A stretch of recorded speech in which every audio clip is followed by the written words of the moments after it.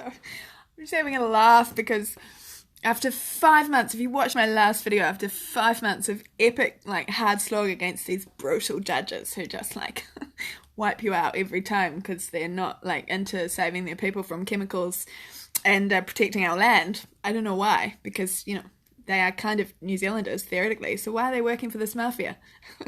Allegiance to this little old lady called the Queen. I think we need a new Queen, but I'm just laughing because, so to wipe me out, to wipe out my claim, because I got it to the point where they had to rule to protect the Auckland population. They couldn't put monofloral acetate upstream from our water supply. And then suddenly, when I was expecting my claim, you know, because they were due to poison on Thursday, I put my update in on Tuesday. My last video I said, I think Wednesday, but it was Tuesday, I checked. And the Auckland Council meeting where I invited all the gangs to get involved in politics. And this mana whenua group, or this group that said they were the mana whenua of Ngāti Poa, put a claim to the Environmental Court. They're not legitimate. They're not the mana whenua group of the area. They're not the post-government settlement trust board that is set up with leadership rights, like legitimate leadership rights, the rights of consultation, the rights to represent that mana whenua group to the court. They're not legitimate. I don't know much about this sort of internal back and forth between Māori leadership, but I do know that if you want to say that you have consultation rights legally, you best have the sole legitimate legal rights to be consulted and not lie about it to the court. So here's this supposedly fake, because I've spoken to the chairman of the genuine Māori leadership group. So here's this like small independent group with no rights whatsoever to present to a court. Okay, they might have, you know, sort of historic rights of leadership and things like that, historic sense of leadership, things like that, but no right to present to the court on consultation failure because they weren't consulted, because they're not legitimate leaders of the area. Oh my God. So that's going to be immediately thrown out of court if it hasn't already been discovered. So might as well speak about it now because I've certainly discovered it, and the genuine leader of the Ngāti Poa group, or iwi, is aware of it now. And so, you know, what a fraud. You know, they derailed my injunction application. Arguably they're set up, I want to know who funds the Ngāti Poa Trust Board. That's the fake one. The Ngāti Poa Iwi Trust Board is the real one. And by fake, I just mean that the other one has legitimate rights. So I want to know who finances them. I would love to find that they track back to Doc, because of course them derailing my criminal and civil claim and continuing to sort of shield it from justice. I mean, you know, we have hearings and conferences and lots of judges' orders and stuff, obstructing orders to protect.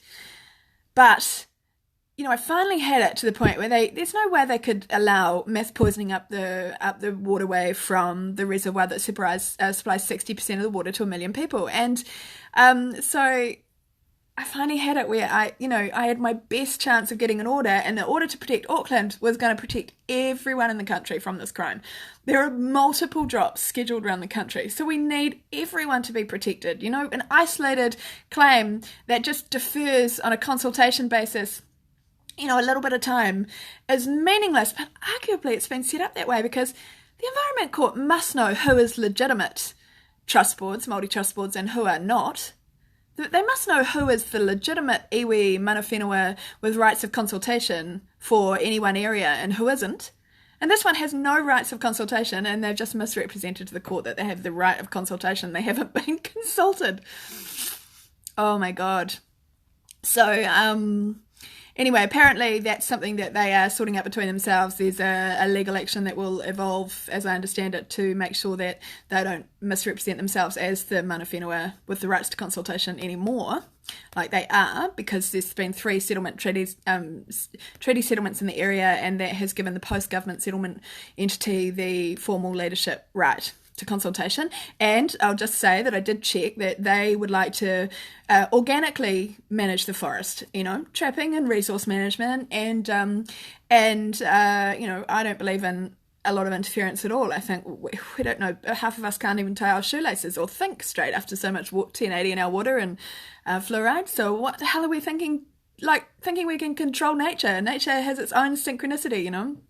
But Other than that, they believe in, they accept that the organic way would be better, and that there's resource and jobs and economic benefit to that, and it's not like a bad trust, good trust situation. Bad trust has the legitimacy and good trust doesn't. It's not like that at all. And this trust is not good trust. They totally knowingly derailed my claim. That ex-doc lawyer, she knew exactly what she was doing. I was heavily waiting on my injunction from the Hunua Rangers. Of course, silly me, docs listening, MPIs listening, everyone committing this fraud is listening.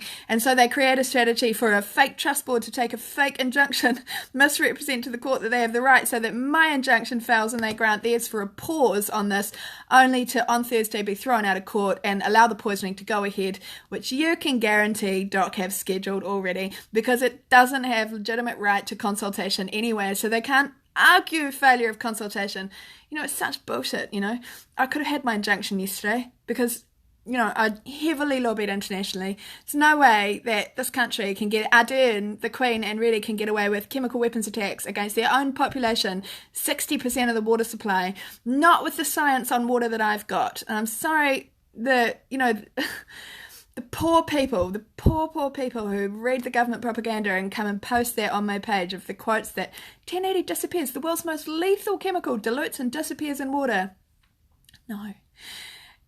Once it's metabolized into the citrate molecule, that stays whole indefinitely and kills you. It tortures your cells to death, it mutates your cells and causes cancer, respiratory diseases, heart failure, brain failure, etc., etc., depression, anger, mental illnesses galore. So, and it restructures to the frequency of the chemical. That is the latest science. Montagnier, he's one of the world's best scientists. He identified the AIDS virus. So, pretty good. And he has evidence beyond a shadow of a doubt that the compound that enters the water will be absorbed by the water, and the water will restructure to the frequency of that compound or chemical. So we are drinking 1080 loaded gun water. Our water effectively becomes that chemical, and that follows downstream, that restructured water of deadly chemical that has effectively little pellets of 1080 turn the whole water into this chemical. Effectively, that's the science. It's absolutely evidenced by the world's forerunning scientist in this area of water memory, water frequency, water knowledge. It's the new frontier of knowledge. So even if they could argue that they didn't know that before, ignorance before, they can't argue that now, because I've argued it in court, and yet they still push forward for these drops since they've still attacked the population since, based on no awareness of false science. That's intent to kill, intent to inflict a genocide by chemical warfare against this population. So unfortunately, after 5 months of serious slog, and listen to my last video, it's so brutal against these judges. They're fucking nasty, they're excuse me swearing, but they're mean, they're demeaning, they're nasty, they're disingenuous, they don't care, they don't listen, they are predetermined to kill you, and their countless orders prove that. They are arguably part of the crime, because you can't be so determined. You can't order the death of your population consistently over 8 judges, 4 courts, 5 months, relentless applications, and not be part of the crime. Hello. Orders to kill. It's seriously sick and scary. But it's consistent. There's one thing, it's consistent. So, they're making a mistake. Killing your own people is a very bad thing to do. It's totally criminal. Putting so much chemicals in their water that they all start dying of cancers and respiratory illness and heart attacks, and they eat a sandwich poisoned with 1080 meat that a farmer sent off a sick cow to the works, and they drop dead overnight. That's what's in our ecosystem right now, and that's what Ardern is spreading en masse everywhere, and it's so vile that I can't believe that...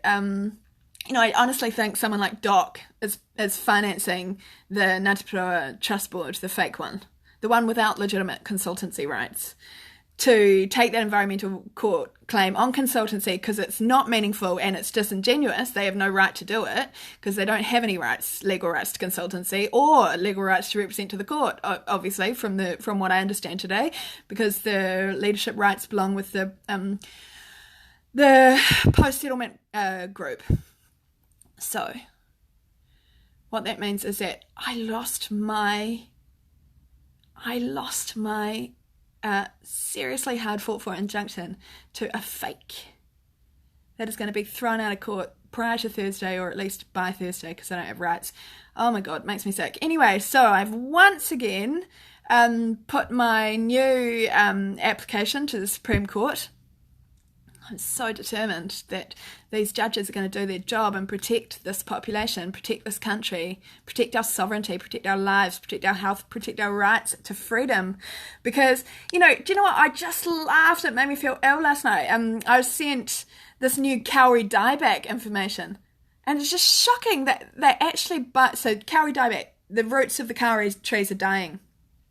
And they're distributing this absolute propaganda saying all the trees that are dying are within 50 metres of the walking tracks. So, I've got a helicopter going over. I hate helicopters going over my house. They're perverts. Call them perverts. Long story. Okay. So, they're saying kauri dieback is caused 50 metres either side of the walking track, only in trees. And so they're blaming it on the humans walking on the track. That humans walking on the track are causing the death of the trees. Do you know what that is? That is the biodiversity plan, UN biodiversity plan, sustainable agenda 2030, that will render 80% of our land to be a wilderness. That will render 80% of our land to be banned from human interaction, from human occupation. We will not be allowed to enter 80% of our land. That's Agenda 21.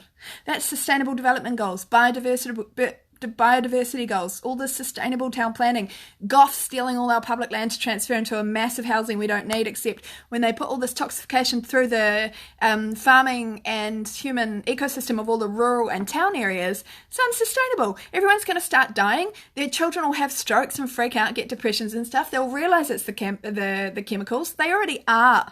They're terrified. The populations affected by this are terrified. And what can you do when your government's aerial dropping chemical weapons on your head and there's nothing you can do? You've got no defence. It's so sadistic and scary. And there was a woman saying today, I live like 15 metres from the Hunua Falls, and I know they're about to put a chemical weapons bomb in my area. I'm fucking terrified. How do I protect myself? And I know I shouldn't swear. Mental note. And she can't. You can stay inside for a week to hope to miss most of the air drift. You can hope that birds won't be poisoned and then come and die in your water tank and spread secondary poisoning everywhere. You can pray to God that all the dead animals that will be left lying right through the bush don't form like stagnant water. Well, stagnant poisoned water absolutely will, but don't then are not spread by mosquitoes. Feasting on their dead poisoned flesh. And then injecting that directly in your blood supply. This is scary. The bees.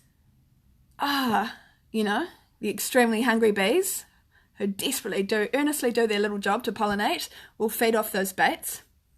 Arguably, bees are always extremely hungry during the season when they need to pollinate. So the 1080 Facts website, extremely hungry bees at all time will feed off those poison baits and spread them through all of your food. A sterility drug, an erectile dysfunction drug, a reproductive organ cancer drug. It's so scary, And that's what your judges are ordering repeatedly for your death by chemical weapons. I wonder if Bob Jones has been fighting for his life down in Wellington to stop the Wellington drops, or if the US ambassador and the German ambassador might consider that this is either an attack on their penis or an attack on their lives by the mass spreading of 1080 poisoning right above where they live and in the 3 main water reservoirs of Wellington. I wonder if the Todd family are protesting that. Although with natural fracking that they're planning to do right across the country, they're planning to poison all the underground water. So maybe it's a partnership. Some poison all the underground water with fracking, and others the government poison all the overground water, and they, as a team, get to divest the country of all our land, 80% of it, as we get squashed into our Pol Pot precincts, where we won't have independent mobility, we won't be allowed out of our precincts. It really reminds me of that movie called Time, where they have to buy a cup of coffee with carbon and pay their tax with carbon and earn money with carbon, and it's all in an implanted chip. And if they run out of money or they don't pay their tax in time, they die. So it's this thing of this mother and this son, and the mum's like, just earned enough money to pay her tax, and she's running to pay her tax at the tax place, and she doesn't make it there, and she dies. Just doesn't make it, and she dies because her chip kills her because she hasn't paid her tax with carbon. So easily the way of the future. It's so easily that is exactly what is planned, you know, because, you know, we're definitely being converted to a carbon currency with this zero carbon legislation. And as I said earlier, zero carbon is zero life. Anyway, whenever those helicopters come over, I have a complete frequency change in my room. I really, really hate it. I really wish all helicopters were banned from anywhere near my house. They need to be grounded because there's some serious EMF weapons that they can use now, and it just completely thickens the air. It completely changes the frequency, eh? Like, I mean, I'm so sensitive to frequency, and it really, really affects your brain. You can feel it physically. Like, it's not like a headache, but it's like an enlarged brain feeling. Anyway, so there's my tinfoil hat part. But just wanted to say, it's accurate actually. It's quite scary. And you have to also consider they're going to introduce 5G poles and telecommunications boxes all around the city. If they haven't started doing that already, I need to check the update. But they have total capacity for psychotronic warfare. Total capacity for psychotronic warfare. You know, they can totally influence crowds through frequency, influence anger, states of mind, happiness, passiveness, everything through frequency. It's terrifying. And these helicopters, I know for a fact on certain occasions that I've been hit with a frequency burst. It's very, very obvious when you are. So I know that's a bit of a leap from what I was talking about yesterday, but I want to talk about it because it's important that you know the technology that is being used here. You know, if they are, you know, they are poisoning us to death. And they do have technology to be able to completely control people. You know, not me, obviously. Otherwise I wouldn't be getting away with doing this claim. But most people, if you're on certain frequencies, they completely control you. And you know, the mind control tests have gone on for years. It's very, very scary. Anyway, I'm going to get off the recording because I'm changing subjects into a place I didn't want to go. But I would, you know, I've once again appealed to the Supreme Court because it's not acceptable that the legislation says that the criminal proceeding has a right to proceed in court. This is a massive crime on multiple violations of criminal law, and all of the courts have repeatedly, 15 times, blocked the criminal proceeding. 15 times! I added it up. 15 times. Including multiple applications to the Registrar of the Supreme Court. Anyway, that's a death of democracy, that is. So if the Supreme Court don't take the criminal proceedings, then they are 100% permanently shielding all of the defendants from liability for this devastating, treacherous crime against this country, which is just not acceptable. Anyway, I just thought I would share that the injunction that was written in 24 hours, like to derail my claim, last minute, last week, after all my promotion to all the iwi about, you know, supporting my claim or hoping to win support, instead it was copied, replaced with a superficial claim that is not legitimate, and so they could deny mine and accept that watered down version that means nothing, and it genuinely means nothing because they don't have legitimate consultation rights. So, you know, it's a bit of a twist in the tale. So anyway, and my application to the Supreme Court obviously requests that those orders are once again granted, but the key here is that my orders grant protection from all poisons right around the country, protects the whole country from all poisons, and that's what matters. So we'll see. Okay, that's my update.